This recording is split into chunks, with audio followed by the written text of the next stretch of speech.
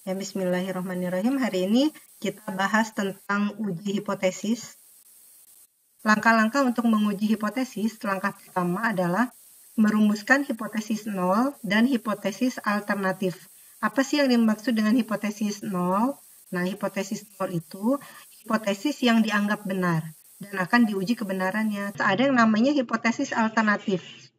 Hipotesis alternatif ini lawan dari hipotesis nol. Masih langkah pertama. Nah, hipotesis nol dengan hipotesis alternatif ini ada beberapa jenis. Yang pertama, hipotesis yang mengandung pengertian sama. Nah, di sini ada kata sama. Pernyataan yang akan diuji, H0-nya sama dengan mu 0. Jadi pernyataannya ada tanda sama dengannya. Nah, kalau H0-nya tanda sama dengan, berarti H1-nya bukan sama dengan. Jadi alternatifnya lawan dari sama dengan itu adalah bukan sama dengan. Kemungkinan H1-nya bisa kurang dari. Bisa juga kemungkinannya H1-nya lebih dari 50 unit motor. Artinya, rumusan hipotesis untuk yang tanda sama dengan ada 3 kemungkinan. Kalau H0-nya mu sama dengan mu 0, seperti ini, H1-nya ada 3 kemungkinan. H1-nya bisa bukan sama dengan, bisa kurang dari, bisa juga lebih dari. Tergantung apa? Ini tergantung dari pernyataannya gitu. Terus hipotesis yang kedua, itu hipotesis yang mengandung pengertian maksimum. Nah, kalau mengandung pengertian maksimum, H0-nya, hipotesis yang akan diujinya adalah mu kurang dari mu 0. Kalau H0-nya kurang dari, hipotesis alternatifnya tandanya lebih dari.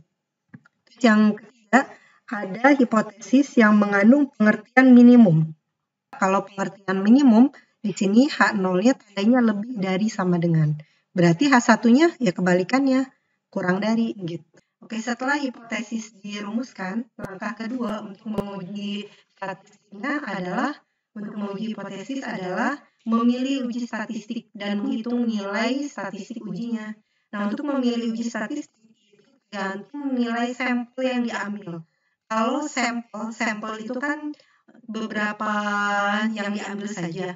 Ada yang namanya populasi, ada yang namanya sampel. Kalau populasi itu seluruhnya, seluruh data. Kalau sampel beberapa data yang diambil. Kalau sampelnya lebih dari sama dengan 30, maka kamu gunakan UZ. Kalau sampelnya lebih dari 30, tadi gunakan uji Z. Berarti kalau menggunakan sampelnya kurang dari 30, ini bukan X tapi N. Kalau sampelnya kurang dari 30 atau sampelnya kecil, itu kamu gunakan uji T. Rumusnya mirip kalau uji Z dengan uji T. Hanya beda di sini. Kalau uji Z, simpangan bakunya simbolnya seperti ini. Kalau uji T, simpangan bakunya S. Nah, dalam uji T ada yang namanya derajat kebebasan. Derajat kebebasan itu DF sama dengan N-1. Keterangannya di rumus-rumus ini nih. Nanti rumus ini uji Z dan uji T dipakai ya. Nah, X bar yang depan ini rata-rata sampel, mu 0 yang ini rata-rata populasi, terus sigma yang atas atau yang bawah ini sama itu simpangan baku. N itu banyaknya sampel. Langkah ketiga, menentukan tingkat signifikansi alfa. Apa sih yang dimaksud dengan tingkat signifikansi alfa? Nah, tingkat signifikansi atau taraf signifikansi itu adalah derajat kepercayaan atau nilai batas toleransi peluang salah dalam menolak H0. Taraf signifikansi yang paling sering dipakai itu bisa 1%, 5%, 10%. Ini yang paling sering dipakai.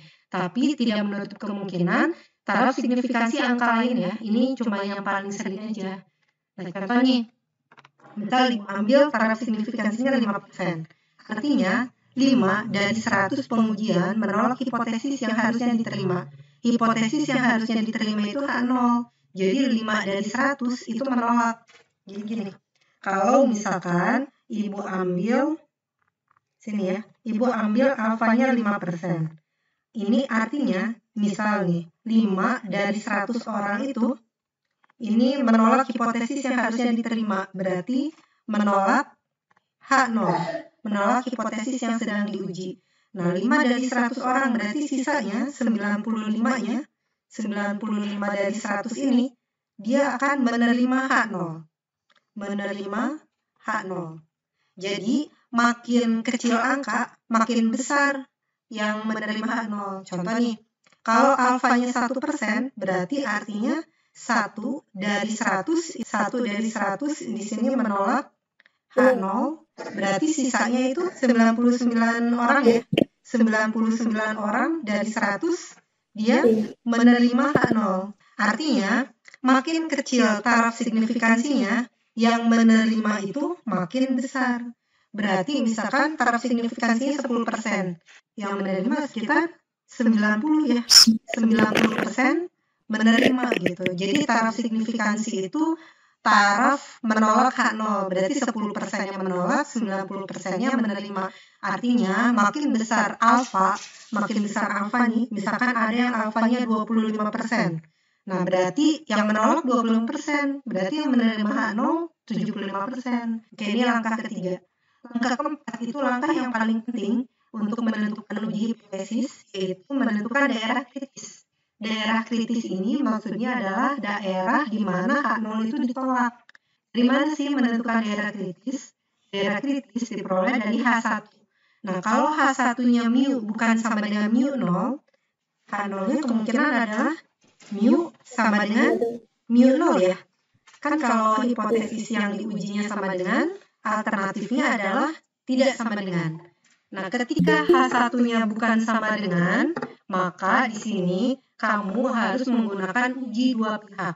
Maksud uji dua pihak itu seperti apa? Nah, ini Ibu tampilkan, misalkan ini sajian dari tabel distribusi normal. Nah, tabel distribusi normal karena uji dua pihak, maka di sini ada dua wilayah. Ada dua wilayah nih, wilayah 1, wilayah 2. Ini adalah wilayah daerah kritis. Daerah kritis ini dibatasi oleh min Z alfa per 2 sampai Z alfa per 2 kalau pakai uji Z. Kalau pakai uji T, ini adalah min alfa per 2 sampai alfa per 2. Nah, daerah arsiran ini menunjukkan daerah kritis atau daerah di mana H0 ditolak. Berarti ini juga adalah daerah kritis atau daerah H0 ditolak. Kalau yang diarsir ini H0 ditolak, berarti yang ini H0 diterima. Berarti di sini H0 diterima. Wilayah di mana H0-nya yang akan diuji itu diterima. Nah, kamu perhatikan, kalau uji dua pihak, di sini batasnya kan min Z sampai Z. Tapi di sini Z alfa per 2. Kenapa dibagi 2? Karena wilayah ini juga dibagi 2 kanan kiri. Berarti luas daerah penolakannya nih, luasnya adalah alfa per 2. Berarti sebelah sini juga nih, luas daerah kritisnya adalah alfa per 2. Kalau daerah kritisnya alfa per 2 ditambah dengan alfa per 2, jadi 2 per 2 alfa atau 1 alfa ya.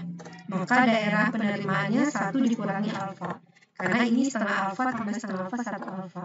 Satu grafik ini luasnya adalah 1. Ketika kamu melihat grafik, nah grafik ini untuk menguji H0 kan, H0 akan diterima kalau ada di wilayah yang tidak diarsir. Wilayah tidak diarsir itu dari min Z sampai Z. Jadi wilayahnya dari min Z, luasnya alfa per 2, kurang dari Z, kurang dari Z alfa per 2. Ini kalau pakai uji Z. Kalau pakai uji T, berarti dari min T alfa per 2, kurang dari T, kurang dari T alfa per 2. Kalau gitu, kalau ditolak ada di daerah yang diarsir ini. Di sebelah kiri min Z alfa per 2, berarti Z-nya kurang dari min Z alfa per 2, atau di sebelah kanan Z alfa per 2, berarti Z-nya lebih dari Z alfa per 2. Kalau pakai uji T ya tinggal ngikutin, berarti ada di sebelah kiri min T alfa per 2, atau T-nya ada di sebelah kanan T alfa per 2. Gitu. Yang kedua, kemungkinan yang kedua, kalau H1-nya tandanya lebih dari. Kalau H1 lebih dari, berarti kemungkinan H0-nya itu bisa mu kurang dari sama dengan mu 0 ya. Nah, kamu patokannya dari H1 nih. Kalau H1-nya tandanya lebih dari, ini namanya uji satu pihak sebelah kanan. Kamu ingat aja, kalau tandanya lebih dari, berarti di sebelah kanan. Kalau tandanya kurang dari, berarti di sebelah kiri. Maksudnya apa? Nah, berarti yang diarsir cuma satu wilayah aja. Jadi daerah arsirannya nih, daerah kritisnya, daerah penolakan H0-nya, cuma satu wilayah. Makanya disebut uji satu pihak, yaitu di sebelah kanan. Kalau ini disebut uji dua pihak karena ada dua daerah arsiran. Bedanya lagi, kalau ada dua daerah arsiran, di sini alfanya dibagi 2. Tapi kalau uji satu pihak, di sini cuma alfa aja, nggak dibagi dua. Kalau gitu, ini luas daerah kritisnya adalah alfa aja. Di sini luasnya alfa. Oke, kalau di sini alfa, berarti sisanya 1 dikurangi alfa. Di sini H0 diterima ya. H0 diterima, berarti yang di sini adalah H0 ditolak. Nah, kalau gitu, daerah atau interval di mana H0 diterima itu ada di sebelah kiri Z alfa. Berarti Z-nya kurang dari Z alfa. Atau kalau pakai tabel Z, berarti tabel T, berarti T-nya kurang dari T alfa. H0 ditolak di sebelah kanan, berarti Z lebih dari Z alfa atau T lebih dari T alfa. Sekarang kita lanjut masih uji kritis, uji daerah kritis. Kalau H1-nya kurang dari 0, berarti kemungkinan H0-nya adalah mu lebih dari sama dengan mu 0. Nah, kalau H1 kurang dari, berarti dia uji satu pihak di sebelah kiri. Mungkin ya, kalau kurang dari di kiri, kalau lebih dari di kanan. Itu yang dilihat dari H1-nya. Grafiknya seperti ini. Nah, grafiknya udah muncul ya. Oke, grafiknya udah muncul. Karena di sini uji satu pihak kiri, berarti daerah kritisnya, daerah penolakannya ada di sebelah kiri, berarti daerah penerimaannya ada di sebelah kanan. Nah, karena satu doang, maka di sini luasnya adalah alfa. Maka di sini luasnya 1 dikurangi alfa. Nah, karena uji satu pihak, berarti di sini alfa nggak dibagi dua nih. Z-nya sebelah kanan itu lebih dari min Z alfa. Atau kalau pakai uji T, berarti T-nya lebih dari min T alfa. Kalau gitu, H0 ditolak ada di daerah kritis, daerah yang diarsir. Berarti Z-nya di sebelah kiri min Z alfa atau T-nya di sebelah kiri min T alfa. Langkah kelima itu menentukan keputusan uji atau membuat kesimpulan. Kesimpulannya itu H0 yang diuji tadi diterima atau ditolak gitu. Contoh soal. Di sini ada pabrik ban X menyatakan bahwa rata-rata pemakaian jarak tempuh ban A adalah 20.000 km. Untuk menguji pernyataan tersebut, maka diuji sebanyak 16 sampel acak ban A. Dan setelah diuji diperoleh rata-rata pemakaian jarak tempuhnya 19.802 km. Simpangan bakunya 88. Uji pernyataan pabrik ban X tersebut dengan taraf signifikansi 1%. Oke, langkah pertama. Langkah pertama adalah merumuskan hipotesis. Hipotesis awal itu hipotesis yang akan diuji, hipotesis 0 itu yang akan diuji. Pabrik ban X menyatakan bahwa rata-rata pemakaian jarak tempuh ban A adalah 20.000. Ada kata adalah. Rata-rata populasi mu-nya adalah 20.000, berarti mu-nya sama dengan 20.000. Kalau mu sama dengan 20.000, berarti alternatifnya bukan sama dengan 20.000. Kalau H1-nya tandanya bukan dari sama dengan, kamu pakai uji dua pihak atau uji pihak kanan atau uji pihak kiri. Kalau tidak sama dengan, pakai uji dua pihak ya. Jadi nanti grafiknya itu yang diarsir ada dua pihak.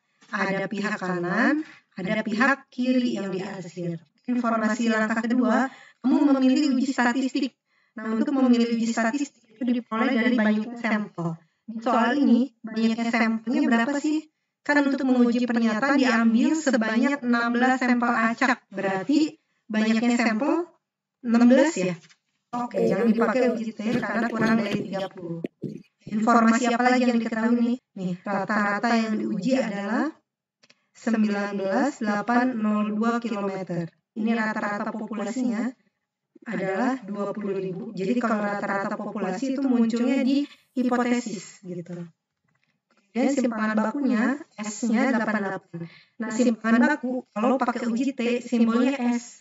Tapi kalau pakai uji Z simbolnya sigma yang kayak begini nih. Gitu. Ini sama-sama simpangan baku gitu. Ini rumus T ujinya. Oke, S barnya adalah 19.802 dikurangi 20.000 per seperti ini. Akar 16 itu 4, 88 bagi 4 itu 22 ya. Berarti min 198 bagi 22 nya min 9. Nah, yang diperoleh ini namanya T uji. T yang diperoleh dari hasil uji statistik. Dapatnya min 9. Nah, nanti ini yang akan mempengaruhi hipotesisnya diterima atau ditolak. Oke, kita lanjut dulu ke langkah berikutnya. Langkah ketiga itu menentukan taraf signifikansi. Taraf signifikansinya alfanya 1%. 1% itu 1/100, berarti 0,01 gitu. Langkah keempat menentukan daerah kritis. Jadi daerah kritisnya kita lihat dari H1. H1 tandanya tidak sama dengan, berarti kamu pakai uji dua pihak. Uji dua pihak itu ingat begini ya, yang diarsip pihak kanan dengan pihak kiri. Nah, karena ada dua, berarti tadi pakai uji T ya, berarti di sini min T alfa per 2 dengan T alfa per 2. Luasnya di sini, luas daerah arsirannya alfa per 2. Jadi langkah berikutnya, karena di dua pihak ada dua wilayah, berarti alfanya nanti bagi 2. Alfanya 0,01, berarti 0,05 hasilnya ya. Kalau di satu pihak, ini luasnya nggak dibagi 2 alfanya. Oke. Grafiknya seperti ini. Di sini min alfanya alfa per 2 kan, alfa per 2-nya 0,05, di sini 0,05. Oke. Di sini H0, wilayah H0 ditolak, daerah kritis. Di sini wilayah H0 diterima. Di sini juga wilayah apa nih? H0 ditolak ya. Oke. Karena kita menggunakan uji T, kita perlu mencari ini nih. Berapa sih hasilnya T 0,05 itu berapa? Kalau ini udah ketemu tinggal dikasih minus. Nah, kita perlu mencari berapa hasil T 0,005. Untuk mencarinya, kita gunakan tabel uji T. Nah, gimana sih tabel uji T? Untuk menggunakan tabel uji T, pakai derajat kebebasan. Derajat kebebasannya 16 kurang 1, 15. Oke, Ibu tampilkan uji T-nya ya. Kita mau mencari T 0,005. Ini berapa nih? Nah, untuk mencari T-nya yang dibutuhkan itu adalah alfa. Alfanya tadi 1% ya. Alfanya 1% atau 0,01. Kemudian derajat kebebasannya N-1. 16 kurang 1 itu 15. Nah, angka ini yang dipakai. DF-nya derajat kebebasan 15. Lihat di sini ada DF. Cari angka 15. Oke, DF angka 15 di sini. Kemudian alfanya kan 1%. Karena kita pakai uji dua pihak, berarti kita pakai yang ini, yang dua arah. Pakai yang dua arah. Yang 1%, mana dua arah yang atas 1%? Ini nih. Oke, berarti kita pasang ini. Hasilnya adalah 2,947. Kalau kamu pakai yang satu pihak gitu. Ini untuk yang uji satu pihak, mau pihak kanan ataupun pihak kiri. Karena ini uji dua pihak berarti yang dua arah gitu. Oke, T 0,05-nya berarti di sini batasnya 2,947. Berarti di sini kasih minus 2,947. Nah, berarti batasnya begini. Daerah kritisnya di sebelah kiri ini 2,947 dan sebelah kanan. Nah, sekarang kamu lihat T ujinya. Tadi di langkah kedua kamu dapat T ujinya min 9. Min 9 ada di sini ya. Kalau kita tuliskan di sini batas daerah kritisnya, ini kan T-nya 2,947. Batas daerah kritisnya di sebelah kiri min 2,947 atau di sebelah kanan 2,947. Ini daerah kritis. Langkah kelima menentukan uji keputusannya. Kesimpulannya, T ujinya tadi kan min 9. Lihat Pak, min 9 itu ada di sebelah kiri min 2,947. Berarti dia ada di daerah kritis. Daerah kritis itu daerah penolakan H0. Berarti kesimpulannya adalah H0 yang kita uji ditolak. Kalau H0 ditolak, artinya mu-nya yang diterima itu bukan sama dengan berapa tadi ya? 20.000 ya. Mu-nya bukan 20.000. Kan katanya tadi hipotesis awalnya itu mu-nya sama dengan 20.000 tuh. Ketika diuji hipotesisnya, ternyata H0-nya ditolak. Kalau H0 ditolak, berarti H1 diterima. Contoh kedua ya. Seorang pengusaha ingin mencari sebuah mesin yang mampu merakit seperangkat elektronik paling lama. Ada kata paling lama. Paling lama ini kata-kata maksimum ya.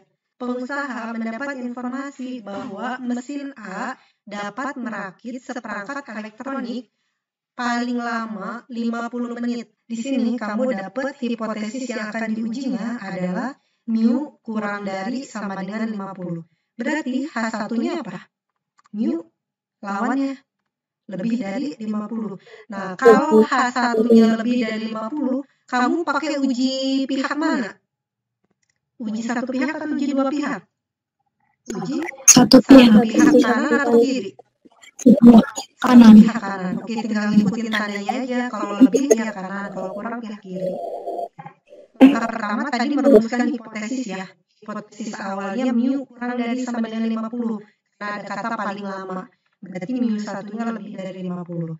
Kita lanjutkan tadi merumuskan hipotesis sudah. Langkah kedua memilih uji hipotesis. Karena sampelnya tadi ya, ada berapa sampel tuh?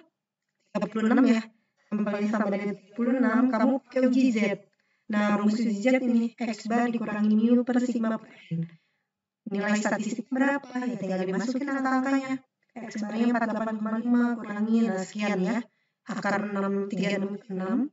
Nah, ini jadiin kali, berarti dibalik jadi 6 per 1,2. Nah, 1,2, 15 dengan 12 kan bagi 3, berarti ini dibagi 0,3, jadi 5 dengan 4. Oke, berarti dapat Z ujinya adalah negatif 7,5. Ini nanti kita masukin ke grafik. Itu ada di daerah kritis atau di daerah penerimaan gitu. Selanjutnya menentukan taraf signifikansi. Sen 2% itu 0,0. Berarti nanti grafiknya uji pihak kanan kan ya? Nah, berarti grafiknya nanti sini. Nah, uji pihak kanan. Kamu harus mencari Z alfanya berapa? Z alfanya. Sedangkan luas ini, luas yang arsirannya, luasnya adalah alfa. Alfanya 0,02. Berarti di sini adalah Z 0,02. Berapa sih angkanya Z 0,02 itu? Ini yang akan kita cari pakai tabel Z. Gitu. Menentukan daerah kritis tadi ya. Karena H1-nya lebih dari 50, kamu perlu uji pihak kanan. Luas wilayahnya tadi alfa ya. Alfanya 0,02. Berarti grafik ini. Kamu cari Z 0,02-nya berapa? Kita cari Z 0,02. Pakai tabel Z. Kita mau nyari Z 0,02 ya. Nah, untuk mencari Z 0,02, cari angka yang dekat dengan 0,02, berarti 0,020 gitu ya. Di sini. Nah, Ibu udah tanda ini 0,0202, kan dekat tuh. Min 2,0, ke atasnya min 0,05, berarti ini adalah min 2,05. Berarti di sini dari tabel Z diperoleh bahwa Z 0,02 adalah min 2,05.